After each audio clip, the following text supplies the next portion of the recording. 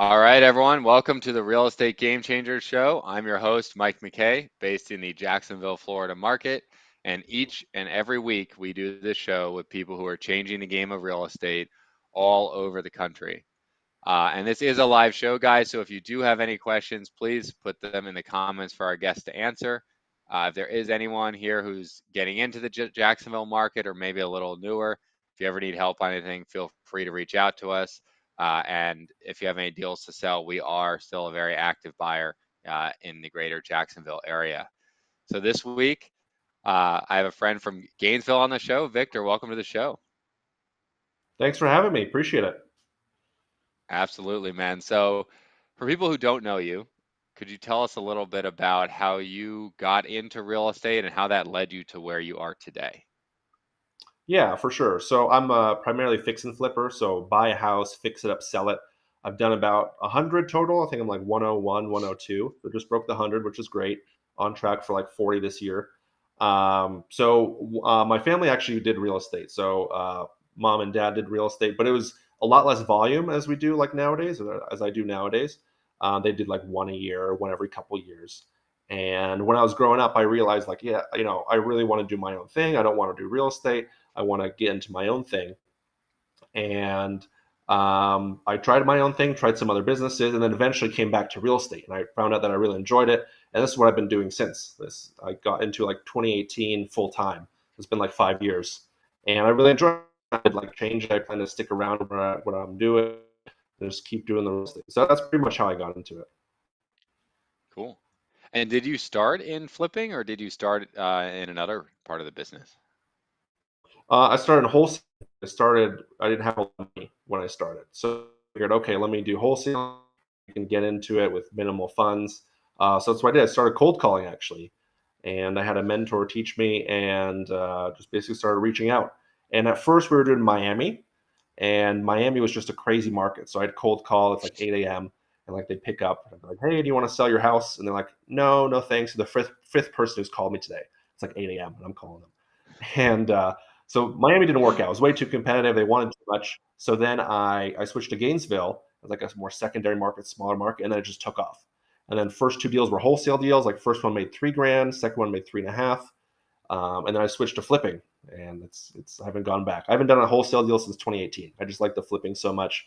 I'd rather like take down the deal myself and move on it than trying to wholesale something out.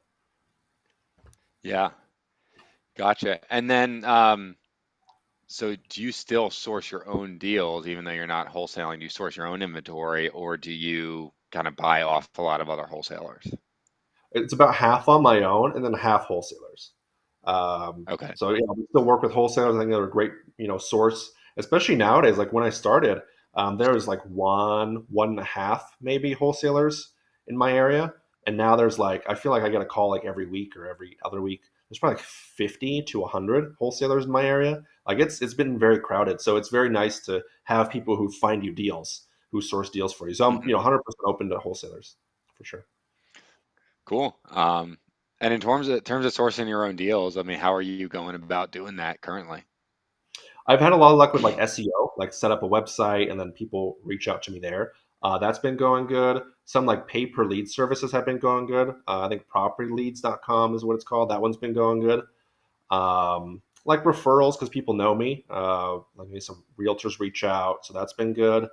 I do cold calling. Cold calling seems to work well. It's been going pretty decent. Not my number one, but it's still bringing in deals.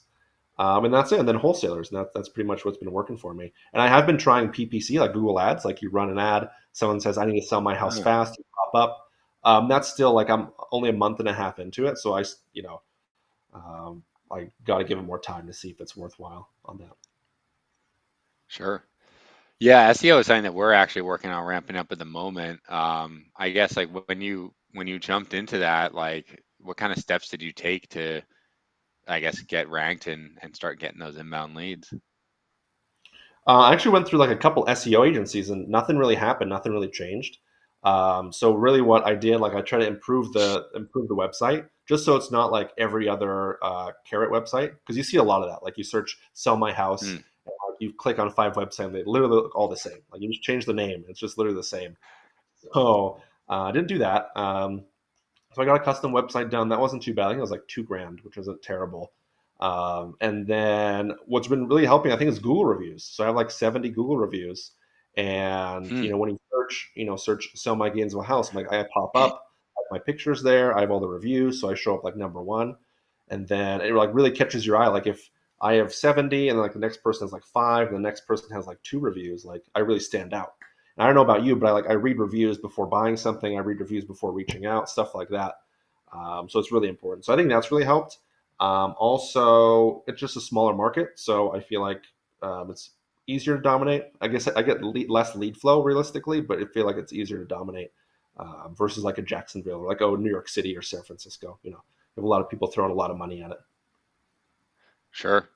How did you build up that many reviews? I mean, obviously you bought a lot of properties, but I'll admit that we're kind of guilty of forgetting to ask for their review after or having any kind of strategy around it. Like, so how did you go about building that up?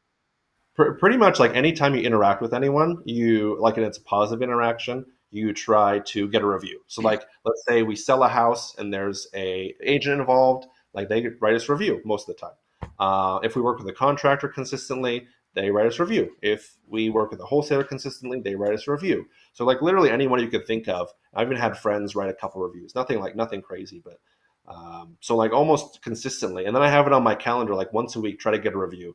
And Hmm.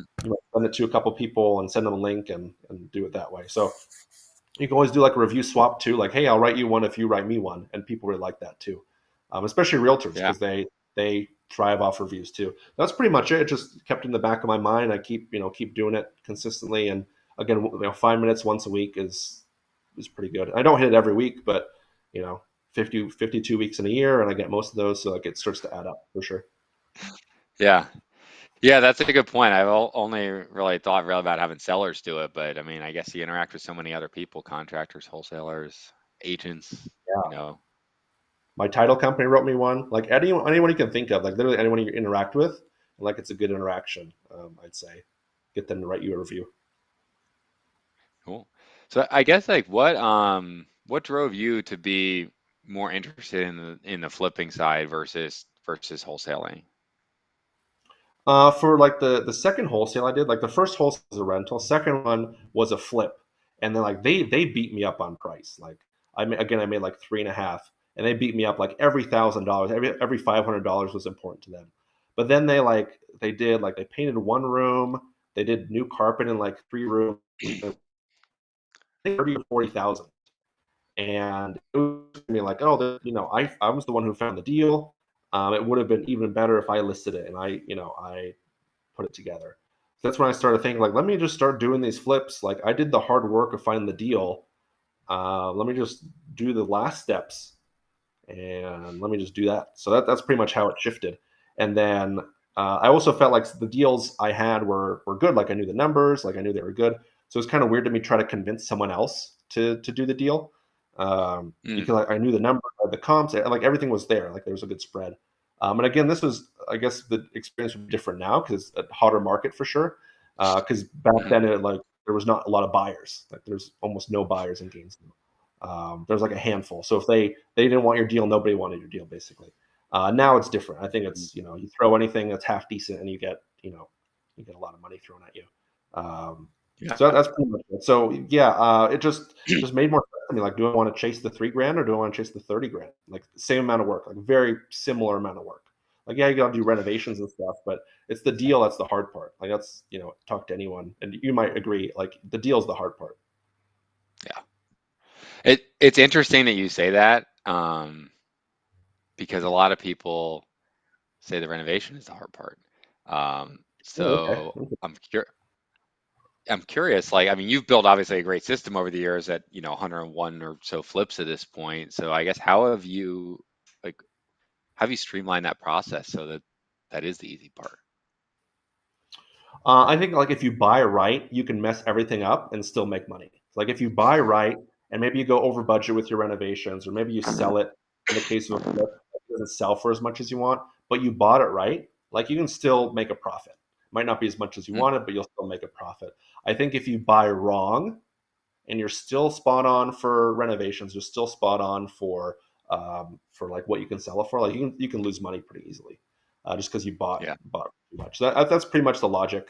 Like as you do more flips, you'll be more confident with the renovation process. Uh, the renovation process is more straightforward than people think. Like it's literally step by step. Like, okay, first get all the junk out and like take all the junk out. Okay, now demo all the stuff you need to demo. It's like, okay, well now put in the new stuff that you want. Like you should do drywall. Okay, and do drywall. Okay, then do paint, and then do flooring, and then do. It's like Legos. I like to think of like a house like components. Like it's like a Lego set. It's like if you have one bad piece in a Lego set, like you take out that piece and put in a new piece. So that's how I think about it. So I think a lot of people just overthink the renovation. Um, Mm, don't overthink it. A lot of it's oh this well, let's paint it type of thing. sure. And then, I know there's all different kinds of strategies, right, in terms of contractors. Some people like to go out and they like to hire a GC to handle the whole thing. Some people like to sub it out on their own. What's kind of the strategy that you've found success with?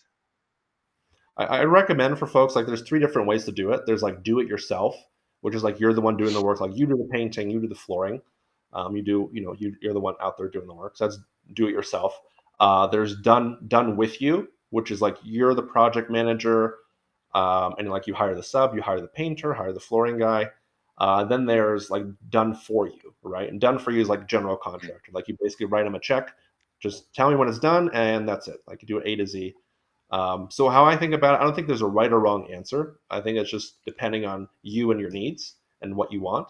Like if you value time and you want to save money, you're not afraid to spend money, excuse me, then probably GC makes sense, right? Because your mm, time is your own. If you value the money and you don't care about your time, then do it yourself makes a lot of sense, right? Because you can save if you do the painting yourself, do the flooring, whatever yourself.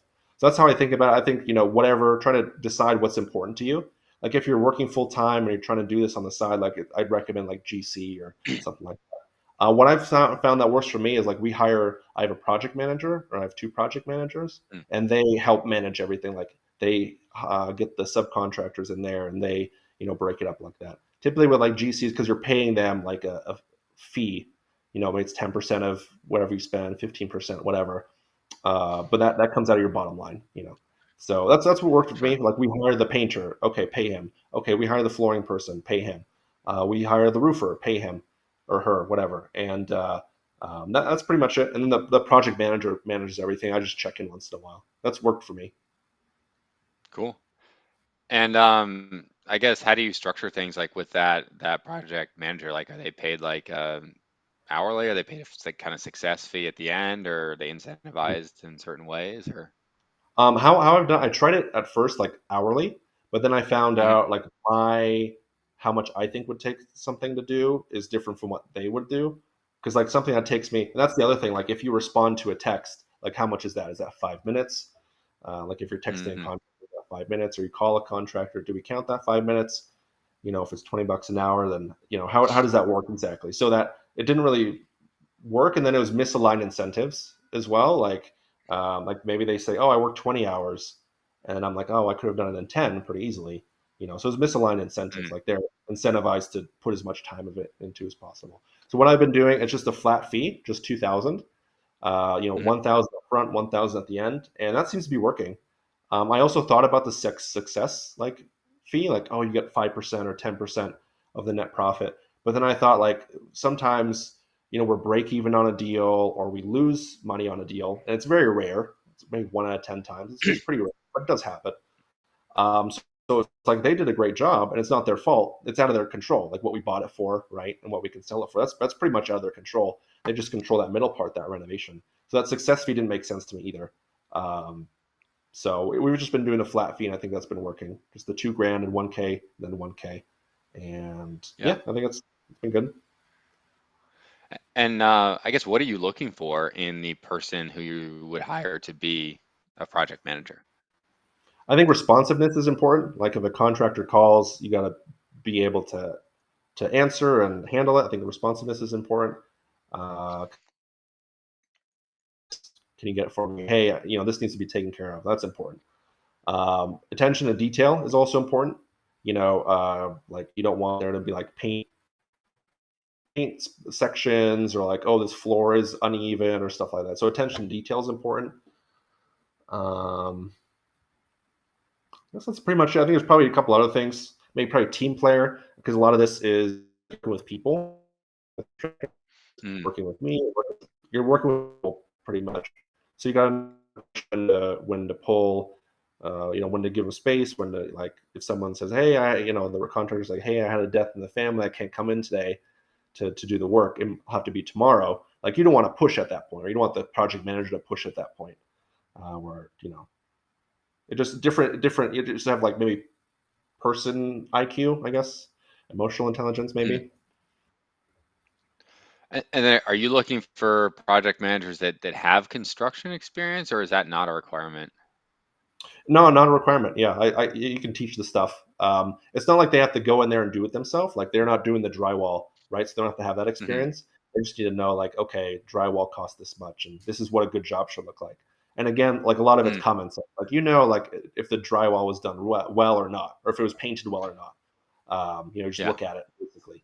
So its construction experience wasn't necessary. For my first project manager, she was good. I think she was brand new to pretty much everything, so I taught her Hmm. from zero.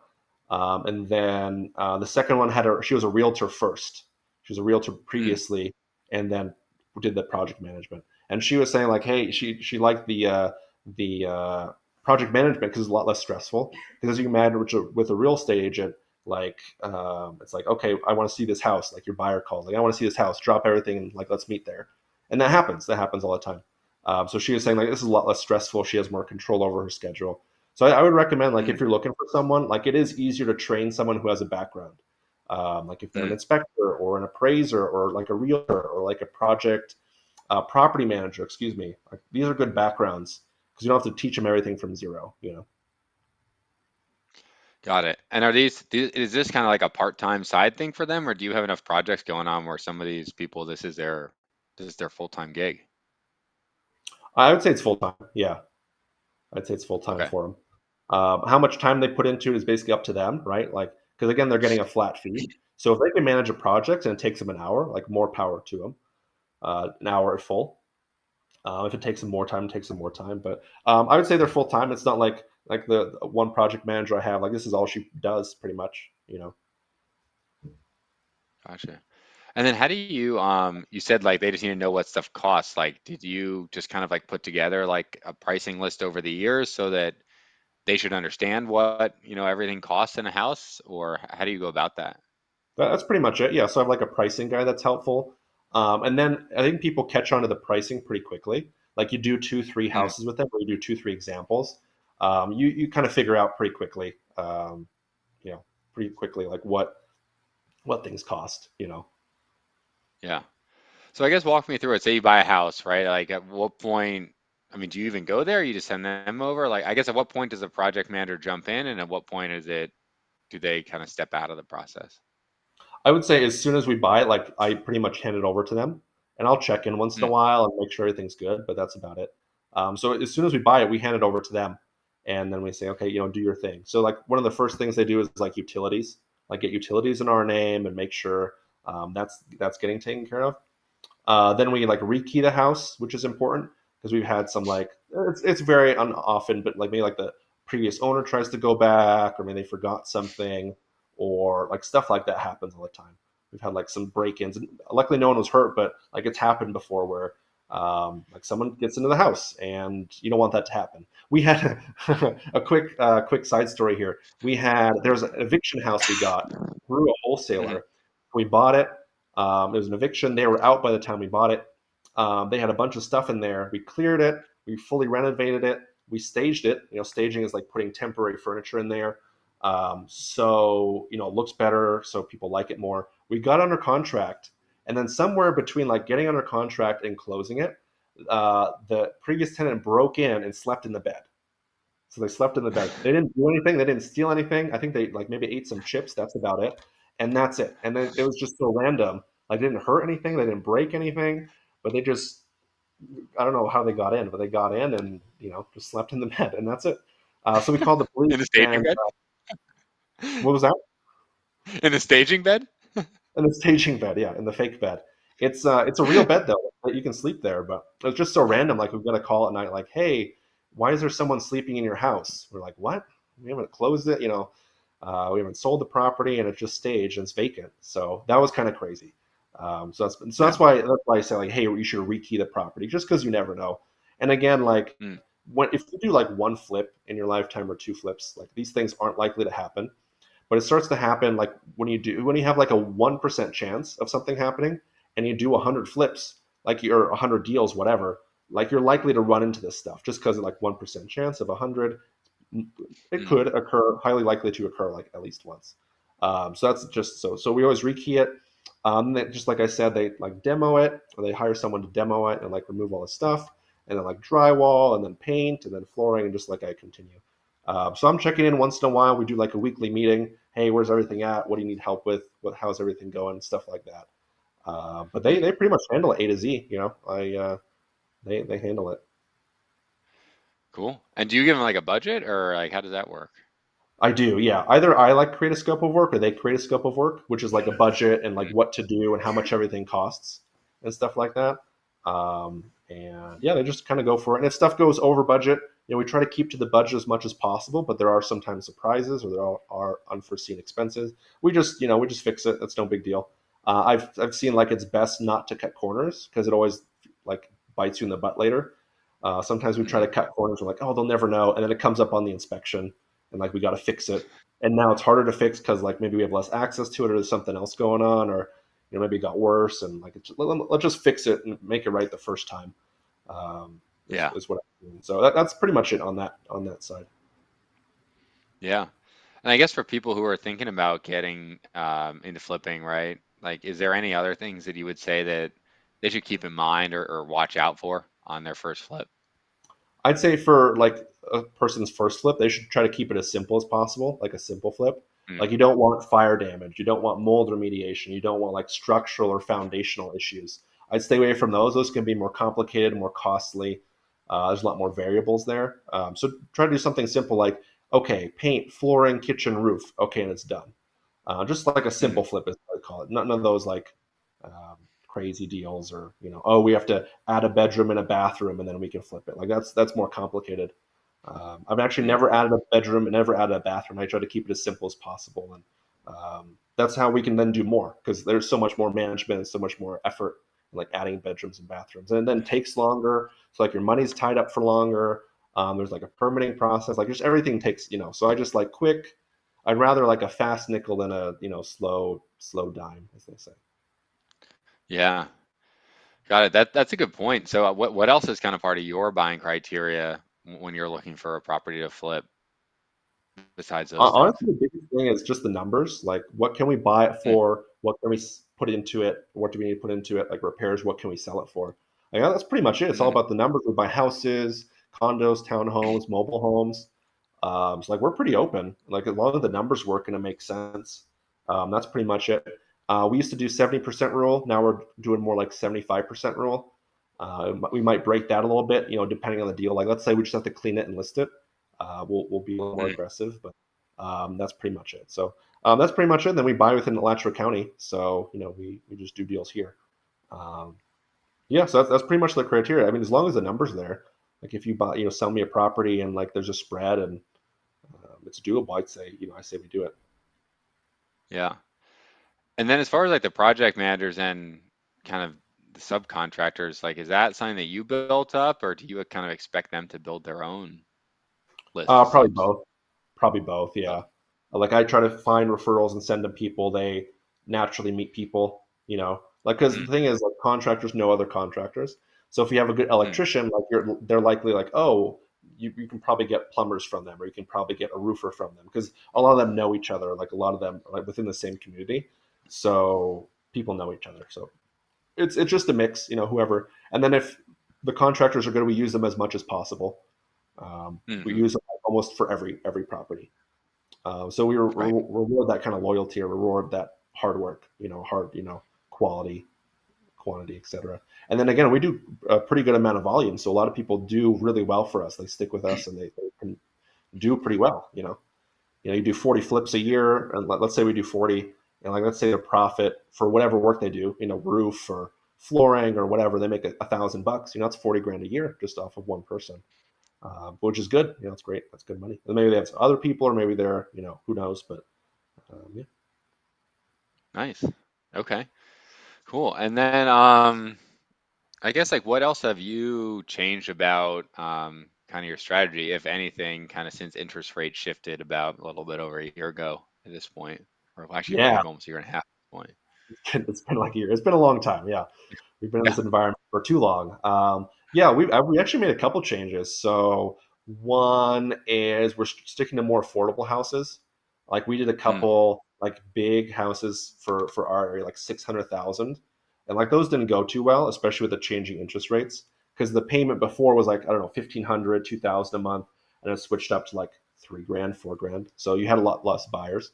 So we're sticking to more affordable housing. And how you know that, you can look up for your market, like Zillow home market value. You can look up the median price, and like that should be your max, like your max ARV, like give or take. Like there's some wiggle room there, but you want to stick to more affordable stuff. So for Gainesville, I think it's 295 is like the median Hmm. home price.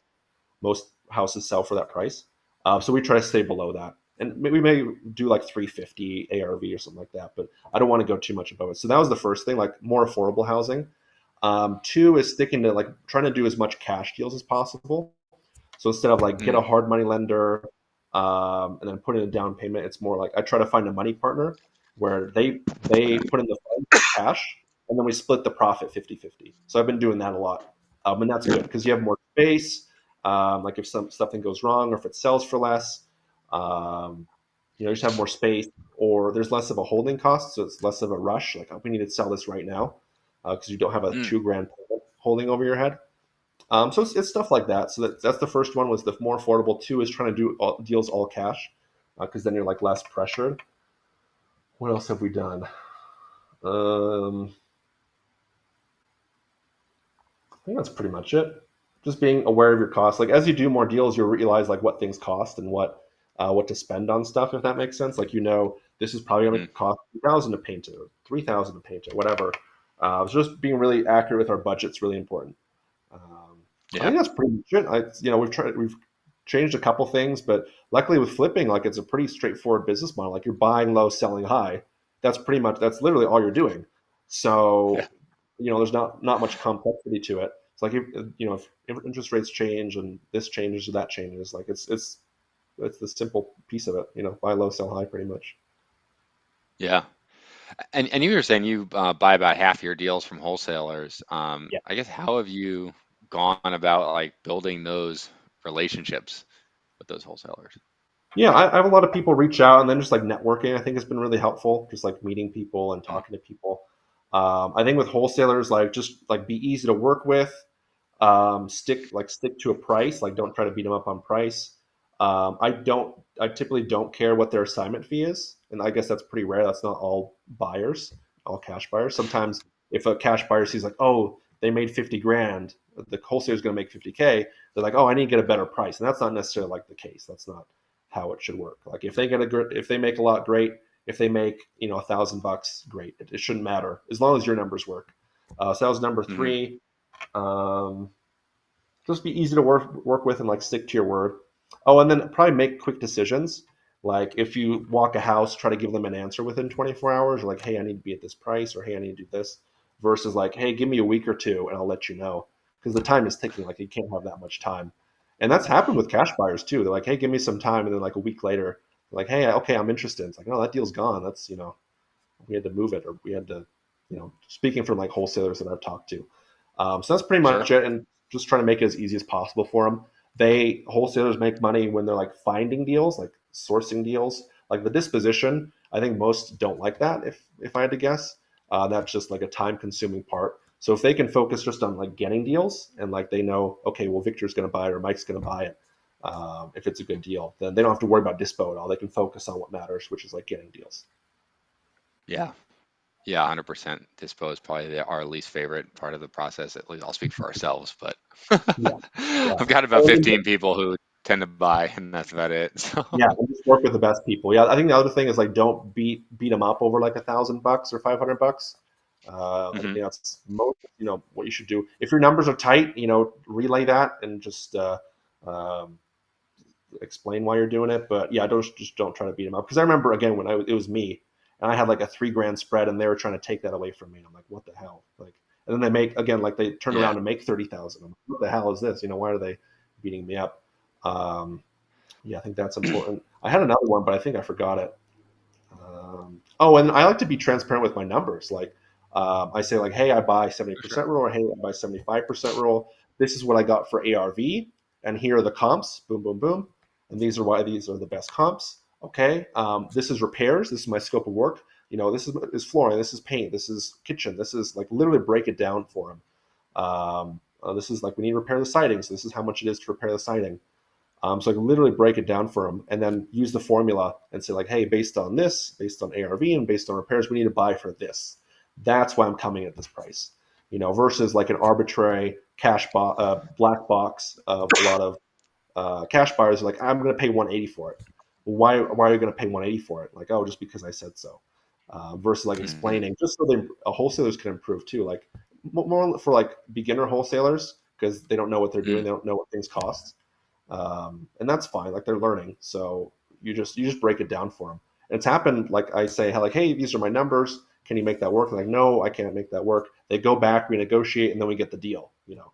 Because they can use Yeah, my notes and they can use what I've shown them. Um, they can go back to the seller and be like, well, hey, based on this, this, and this, we need a price reduction. And it's also happened where maybe I'm wrong. Like maybe I didn't see all the comps, and like the wholesaler shares their comps, they're sharing some of their information, and then we can do the deal. I'm like, oh, actually, I can sell it for a mm, little bit more, and I'm I believe it, and based on what you shared with me, so then I can do that price. So it's yeah, just it's a. I think the biggest thing is it can be collaborative, it can be cooperative. It doesn't have to be competitive, like you're fighting against the wholesaler to get the best price. I would yeah. rather like work with them a little more on price, and then maybe they get on me another deal, if that makes sense. So I'd rather Hmm. do one deal. I'd rather do 2 deals and make maybe 30 grand each than do one deal and make 35K just because I beat him up so much and he doesn't want to work with me anymore. You know, Right, right. so I'm trying to think of long term, as much as possible. Yeah. No, that's a good point. And then so you're sourcing about half your deals on your own, Mhm. half your deals through wholesalers. So you guys probably have like I guess how many flips are going at any given moment? I think now we got like 13, 14, but they're in different Okay. stages. Like some of them are 100% done and listed. Some of them are 100% done, listed under contract. Some of them like we're Mm, starting. We're just going to start. Some of them like are middle of renovation. Some of them are about to be finished. So I like to think of it like juggling. Like as you're juggling, you're not dealing with all the balls at once. Like you deal with the one that comes down, you throw it back up. Another one comes down, you throw it back up. So you might think like, oh my god, 13 houses, that's a lot. Or maybe for you it isn't, but like it's like juggling. Like you're not dealing with all the houses at the same time. Like maybe like one week the house is getting the painting done, so it's like I don't have to do anything on that house this week, and then the next week is mm, flooring. That week I don't have to do anything, and you can figure out the other houses in the meantime. But that's about like we keep our inventory like eight, let's say 8 to 15. It just kind of depends on the volume, and that's the other thing about like flipping and doing deals is you probably know like some months are up and you do a ton of deals, some months are a little bit slower, and that's just kind of the nature of the game. Like this week I'll do one and buy one, and then the next week I'll buy one, the next week I'll buy one. It's like nothing, nothing, nothing. Okay, we're buying 4 houses this week, type of thing. yeah. It's kind of it's very random. Yeah, Got it. I know earlier you said kind of changing your strategy a bit. You brought in kind of some, I guess, like equity, almost equity partners in these deals. But a concern in general, I know with flipping is just cash management can be difficult, right? Because some of these projects, you're looking anywhere from 3 to 6 months, till you get your money back, right? So with 13 going on, like, how are you handling your cash management strategy? it's definitely tricky. Yeah, it's tough. It's one of the things you wouldn't think about because a lot of these, like flipping especially, is very cash intensive as they call it. So one, you got to buy the Mm, property. That's expensive, and then you got to like pay for repairs, which is also expensive. And just like you said, like it takes time for you to sell it and cash out. Um, so it can be tricky. I think part of it too, I think the juggling analogy is good because like, yeah, you're buying properties and putting money into it, but you're also like selling properties at the same time. So it kind of evens Mm, out is what I've seen. So like you're putting money in, you're getting money out. And it takes time to get there. Like our first year we did like 2 flips and then went 8 and then 20 and then 30. And now like it's going to be 40 plus. So like we didn't start here. So that's my point. Like it's against like the juggling, like one comes in, one comes out. It can get tricky sometimes though. So I think it's good. We were talking about this earlier, like having good content. I'd recommend that for people. Like even if you're doing your first flip, like share it on social media. I bought my first flip. I'm excited, and then just share it every step of the way. Like, hey, we just did the painting. Okay, this is how it looks, and this is how we did this. And you'll get a lot of interested people like wanting to help you out because sometimes it's been needed. Where like, hey, I need a bridge loan for a month, and can someone help me out? And I get the money within a couple hours, and that's great. Versus trying to approach someone cold. Like, but if people see you and they warm up to you on social media, like, hey, this person's legit. You know, they're doing this or they're doing that. It just makes it easier to put together some money. But yeah, I think just yeah, I think that was pretty much covered your question. yeah. And is that how you have found most of your kind of like equity partners who put money in the deal, or private lenders, is social media, or do you have any other Yeah, tactics? pretty much. I mean, we have a local like meetup for Gainesville. I know you have one in Jax. I know you have a lot in Jax actually. But so just doing the meetups, social media, friends of friends, or like like one connection introduce you to another connection. I think that's Mm, good. And then again, if someone's good, you can continue to do business with them. Like for the money sure. partners, like I don't find a new equity partner for each property. I have like 2 or 3 I work with, and I send them everything. We'd have a good Mm. relationship. That's pretty much it.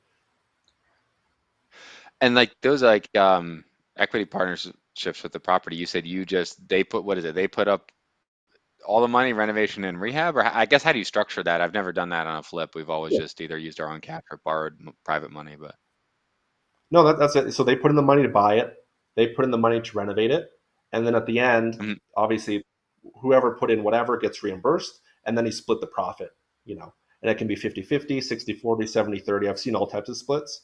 But that's been working for me. I think the eventual goal, like farther off in the future, maybe like in a year or so, is like me doing 100% of my deals all on my own and doing it cash. We'll Mm, get there eventually. I think again with flipping being cash intensive, like if I went from like 5 flips to 8 flips to 10 flips a year, like it would have been a lot easier for me to just do it all on my own. But me just growing so fast, it's been definitely harder. So I don't recommend that for everyone. But it's been good. Like we're doing good and making money on the flips. But that's why I need like so much cash. That's why I need to be a little more open to some of these partnerships.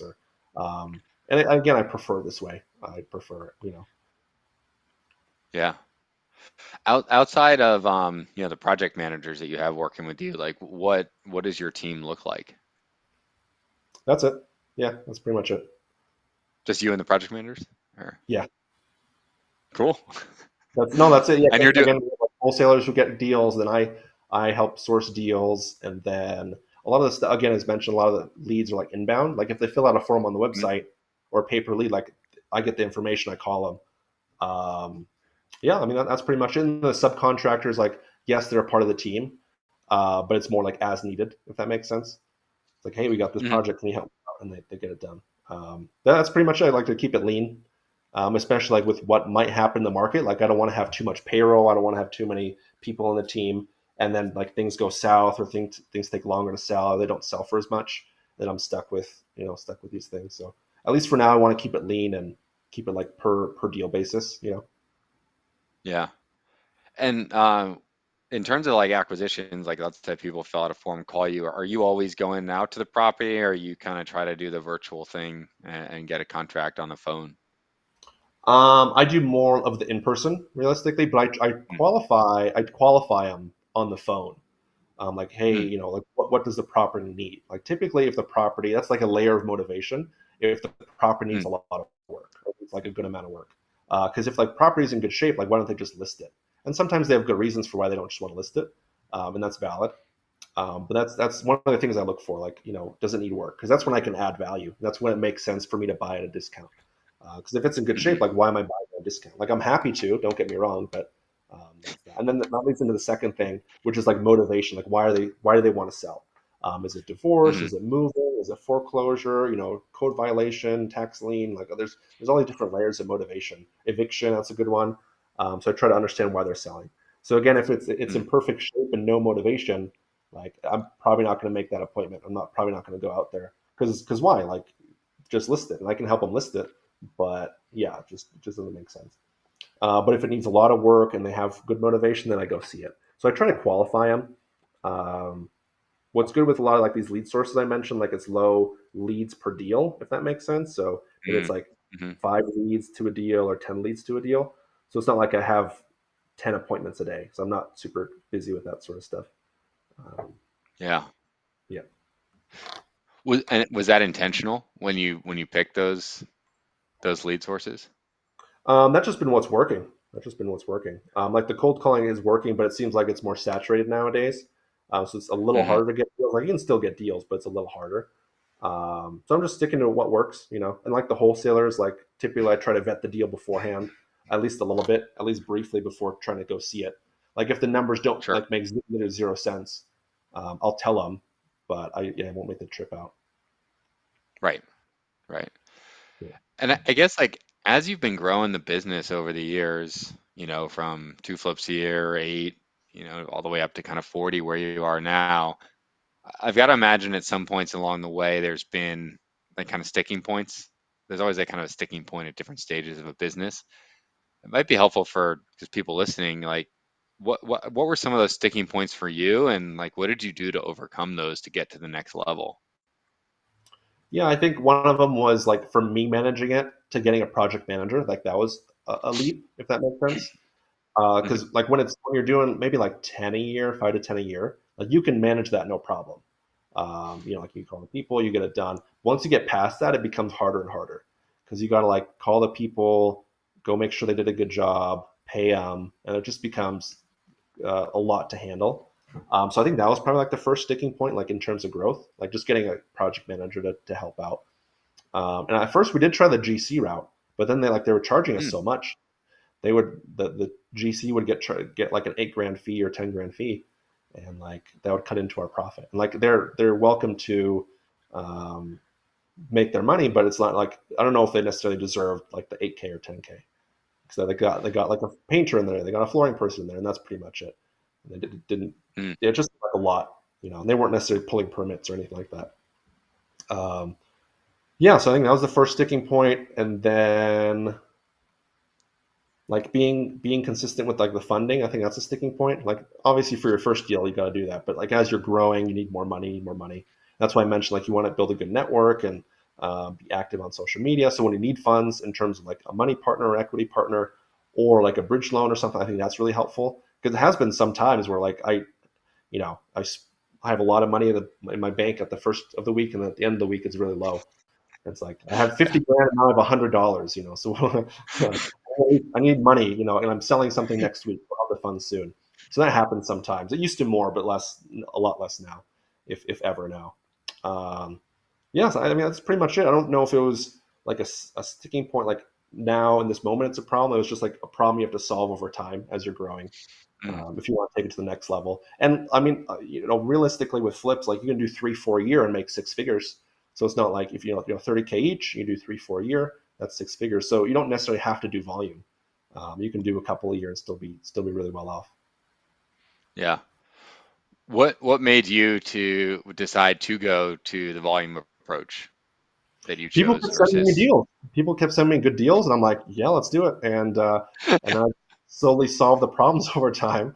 It's hard to turn down a good deal. It's like, hey, do you want to make 30, 40 grand? I was like, oh yeah, maybe. Yeah, let's do it. So just Yeah. kind of figure it out. Yeah. So that's pretty much it. And then I enjoy it too. Like I like, I like doing volume. I like doing deals. I like to be, as they say, like the orchestrator, the conductor of the symphony, rather than being playing Hmm. an instrument. So I like to conduct things. Like, okay, we got this deal. Okay, talk to the money partners. Are you in? Okay, yes, you're in. Okay, let's get it closed. Okay, close. Let's get the project manager. Getting this taken care of. So I really like orchestrating it. Like, okay, now let's list it. Okay, let's get the realtors in there. Um, so I really enjoy it. So that's been good. But it's been natural. Yeah, I don't know where it's going to plateau or taper off. I think that like 30 to 40 is a good range because after that, I heard there's like a death, they call it like a death zone, like 50 to 70 flips a year, just because you have to Hmm. start hiring more people, just like I mentioned, and then you're making less per deal, and like the margins are tighter just because you have people to pay. So I've Hmm. heard that. I don't know if it's true, but that's what I've heard. So I think the 30 to 40 is Yeah. like perfect. Even 20 to 40 is good. Um, and just keep busy that way. So that's the plan. That's the goal. Yeah. Um, cool, man. And then I guess I'm trying to think like any other learnings that you've had over the years that might be helpful to people who maybe they're doing, let's say the person doing 5 a year now, but they want to get to that 20 to 40. Like anything that you can share outside of like hiring a project manager that would kind of help them get there to achieve that.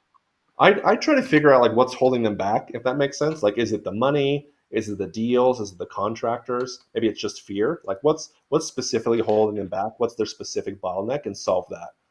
Um, Mm, because always with these things, like it's always money and deals are like number one, and the rest is kind of details. So as long as you can take care of money and the deals, like the rest falls in place. Just like I was saying, like if you buy for a good enough price, and you mess up renovations, like you can still make a profit. Um, that's that. So I would just like try to figure out what's holding you back and solve that. And then also realize like doing 5 a year, there's nothing wrong with that. Like you can do more. If mm. you truly want to do more, go for it. If you don't want to, then there's nothing wrong with that. It's not like it's a holy golden land and like everything's perfect once you start doing more volume. You typically just run into more problems and you solve more problems. So yeah. Right. Cool. And then I guess with kind of Gainesville being, I mean, like I don't want to call it a small town because it's not a small town anymore, but it's certainly like less homes than in an area like Duval County, right? Yeah. Like what unique challenges does that present, if any, or how is something done differently? I think there's some positives for sure because I think in Jacksonville, I don't know what you guys pay, but I've heard like it's like 85 cents in the dollar, right? You guys do like 85% rule or something like that. Is that about right? Or Um, So, it's changed a little with the market, right? I mean, when the market was hot, people were happy to make 15 or 20 grand, but and that's on a house that sells for 280, right? So that's really okay, thin. Now I think it's expanded because people are like cooling down a little, but yeah, it's certainly like hyper competitive in terms of yeah, pricing on the wholesale yeah. deals. So it's a Yeah. little less competitive here because it's smaller markets. So that's good. It's also like less developed, I'd say. Like it's a little harder to get contractors here. Like in Mm, Jacksonville, like you can basically have your pick, and they're all well priced, I'd say, just because it's competitive, so they know not to like be crazy with it. So that's probably a challenge. But like once you find good people, like you just keep using them, like I mentioned. So I think that's a challenge. Um, what else? What else or is challenge? I like advantages. Advantages, what's yeah. that?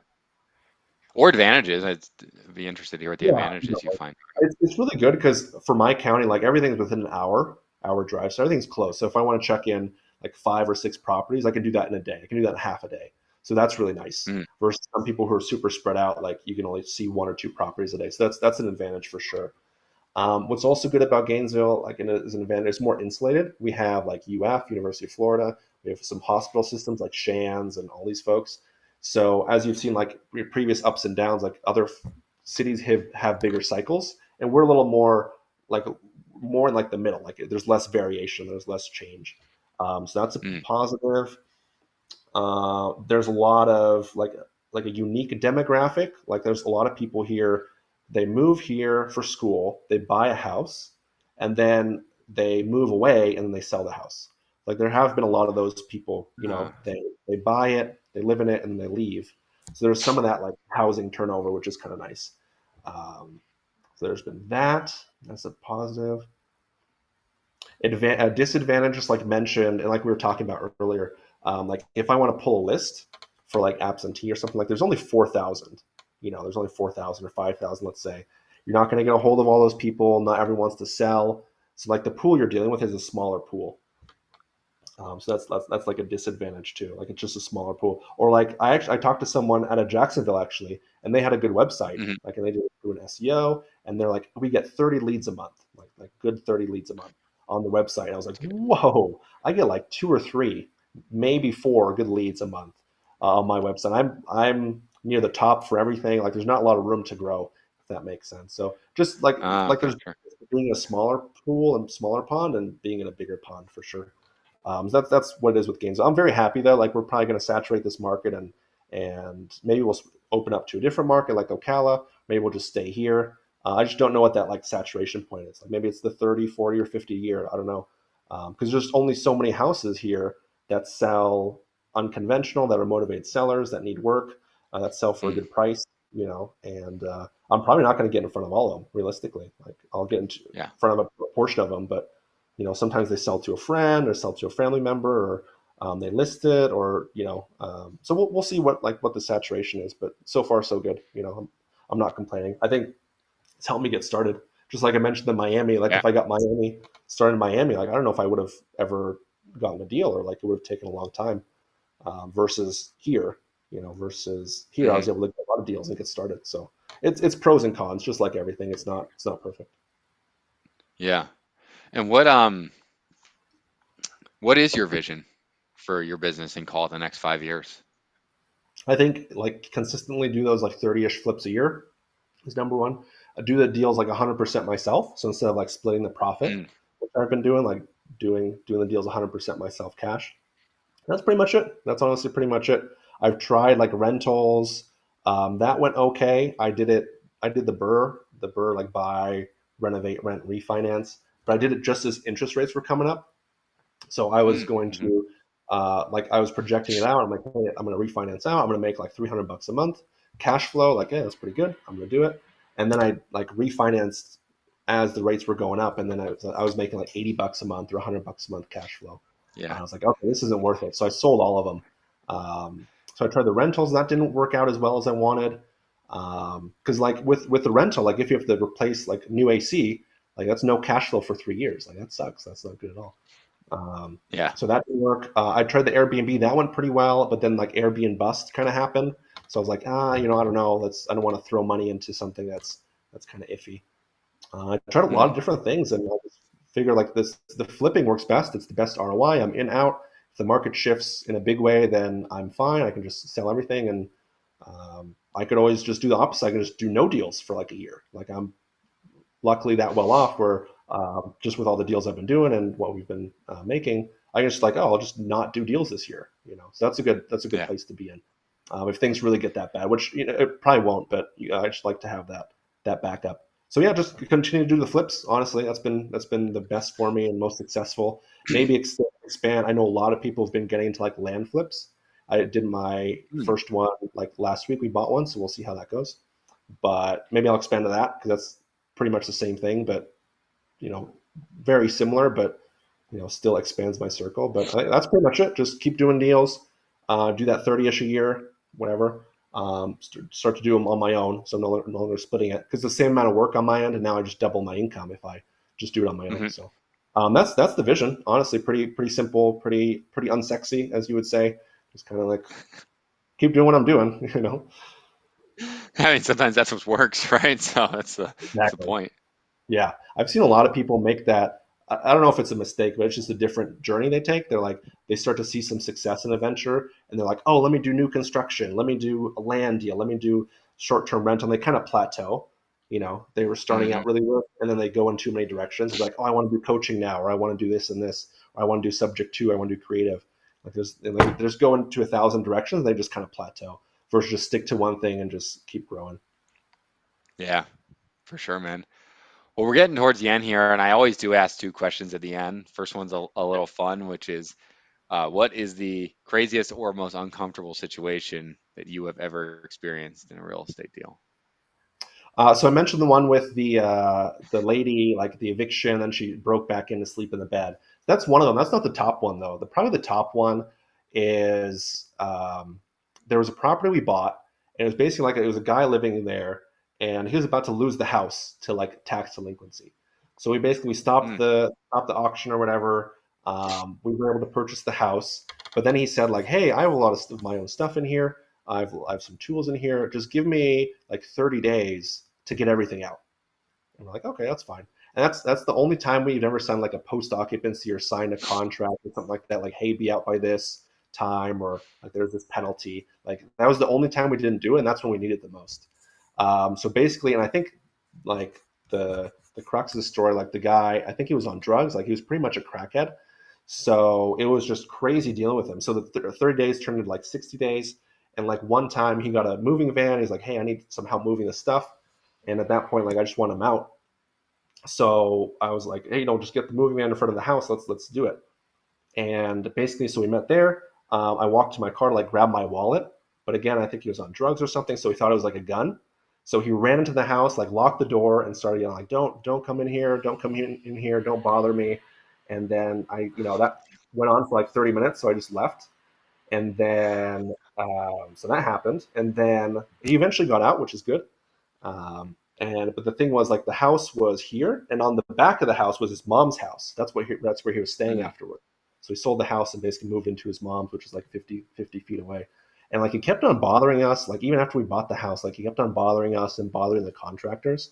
One time, like a handyman was working inside, and he was working inside doing his thing, and like the guy opened the front door and like walked in and like startled him, and had like the contractor pulled a gun on him because like obviously oh, like you're in a house by yourself, and someone like goes up behind you, like that's scary. So got a gun pulled on him. Just a lot of different things. I think we did like not a restraining order, but we called the police on him, and luckily he went to jail for like 30 days during our renovation period. So we're like, hurry up, just get it all done. Let's we don't have to deal with it.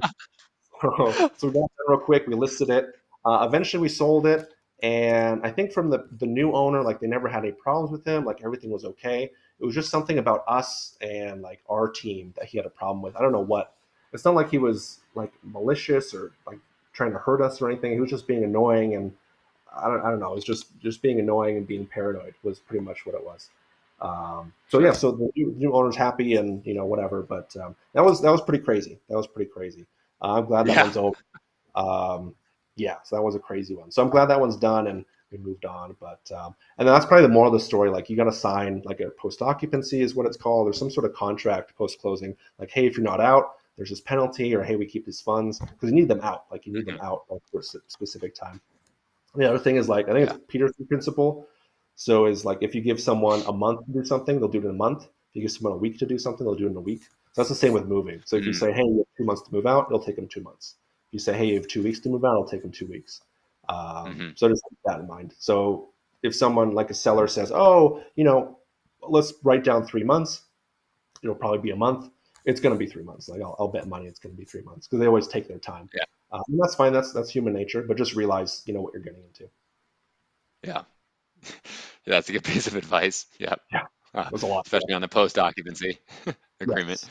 Uh, Yeah, because we do that. We buy houses like that, and that's like a sure. good piece of flexibility as on us as a cash buyer. Because some people are just like, it has to be vacant. Like I don't care. I don't want to deal with eviction or stuff. And typically for post occupancy, like you want it as short as possible. So like 2 weeks is better than 2 months. So you want to do that. You want to have some sort of holdback, even if it's like 5 grand. Like, hey, as soon as you're out, we'll release 5 grand to you, and that's your money. So stuff like that, I think that's important.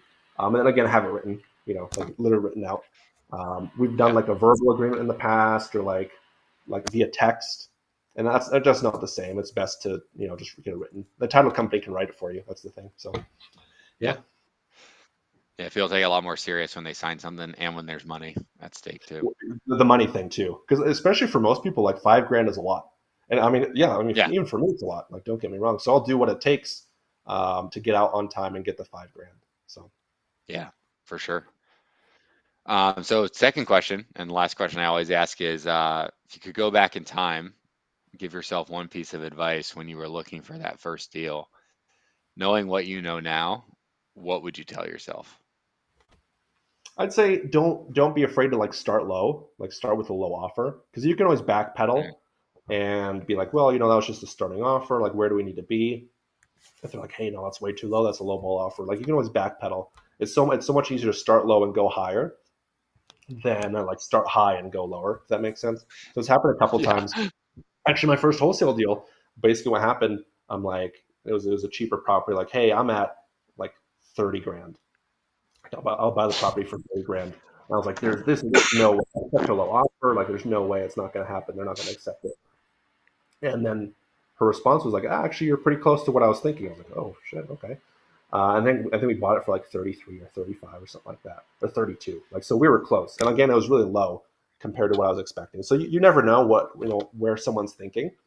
Mm, 9 times out of 10, they might say like, hey, no, that's way too low. But that one time out of 10, they might be like, actually, that's what I was thinking. So yeah. just start lower than you're comfortable. If you're not uncomfortable giving the price, you're not low enough, I think is the saying. So something like that.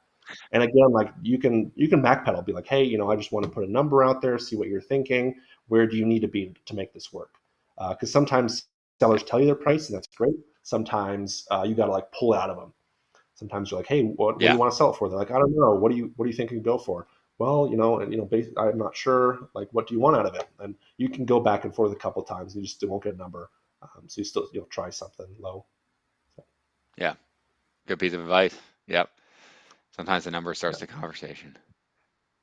Yes. Oh, that's a good way. Yeah, and then if they're serious or not, or like based on their reaction and stuff like that. So yeah, For just sure. just gets the number, gets it going, because everything before that can be great. They'll be like, yeah, I want to sell, and I'm really interested, I'm really motivated, I want to sell it now. And then you give a number, and then you find out they want more than retail. And that's happened before too. Sure.